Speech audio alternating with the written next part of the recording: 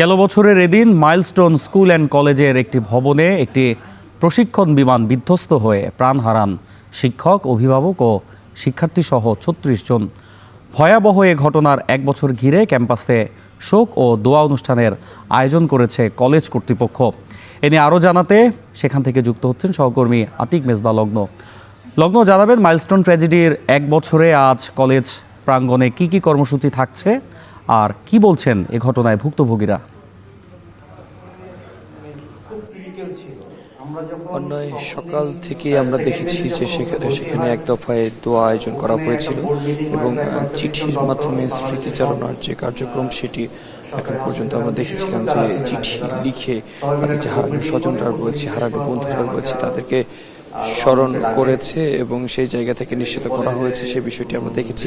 তবে এখন মূলত স্মৃতিচারণার জন্য দ্বিতীয় দফায় বিকেলের যে আয়োজন ছিল সেই আয়োজন ইতিমধ্যেই শুরু হয়েছে। অর্থাৎ বিকেলে যারা আহতরা রয়েছেন, নিহতের পরিবার, নিহতের স্বজন, অভিভাবক এবং আহত পরিবারে যারা রয়েছেন এবং একই সাথে বিশ্ববিদ্যালয়ের শিক্ষক শিক্ষিকা মণ্ডলী যারা শুরু থেকেই আসলে সেই ঘটনা, সেদিনের ঘটনাকে পর্যবেক্ষণ করেছেন, সেই ঘটনার সাক্ষী হয়েছেন, তারাই মূলত এখানে স্মৃতিচারণা করছেন এবং তাদের স্মৃতিচারণা একটা মর্মান্তিক একটা আবহ তৈরি হয়ে গেছে।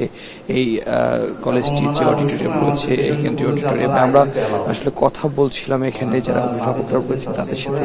তারা বেশ কিছু বিষয় বলেছেন, ক্ষতিপূরণ নিয়ে আক্ষেপের কথা বলেছেন, একই সাথে বলেছেন কলেজের অবকাঠামোগত বেশ সমস্যা ছিল, তো ভবিষ্যতে যেন এই ধরনের কোনো সমস্যা না হয় সেই জন্য কলেজ কর্তৃপক্ষ কতটুকু তৎপর সে বিষয়টি বলছেন। একই সাথে যেহেতু বিমানবন্দরও খুব একটা দূরে নয় এই কলেজ ক্যাম্পাস থেকে, তো সেক্ষেত্রে আসলে যারা শিক্ষার্থীরা রয়েছেন অনেকে ট্রমাটাইজড হয়ে গেছেন, তাদেরকে মানসিকভাবে কোনো ট্রেনিংয়ের মধ্যে নিয়ে আসা হবে কিনা, কাউন্সিলিং করা হবে কিনা সেই বিষয়গুলো দাবি এবং তৎপরতা রেখেছেন এবং একই সাথে যে বিভীষিকাময় সময়, সেই সময়ের সেই পঞ্জিকাকে নতুন করে তারা এখানে নতুন করে তুলে নিয়েছেন সময় যন্ত্রে এবং বলেছেন যে এই ধরনের কোনো বিভীষিকাময় চিত্র তারা দেখতে চান না।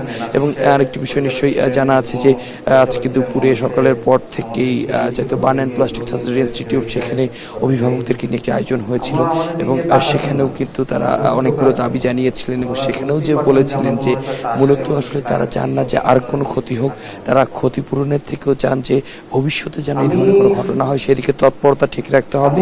ঠিক একই সুর আমরা এখানে দেখতে পাচ্ছি। এখানে যারা কলেজ কর্তৃপক্ষ রয়েছেন তারাও বলেছেন তারাও আসলে শোকাগ্রস্ত। তবে যেভাবে আসলে কলেজের বা আশেপাশের লোকজন এগিয়ে এসেছিল, শিক্ষিকাদের যে ত্যাগ রয়েছিল সেটা আসলে ভবিষ্যতের জন্য একটা দৃষ্টান্ত হয়ে থাকবে এবং এ ধরনের কোনো নেতিবাচক দৃষ্টান্ত যেমন দেখতে চায় না, ঠিক একইভাবে যে সাহসিকতার মধ্য দিয়ে শিক্ষকরা এগিয়ে এসেছিল সেই সাহসিকতা প্রেরণা যোগাবে ভবিষ্যতে, এই কথাই বলছিল। তো এই ছিল আমার এখান থেকে সর্বশেষ।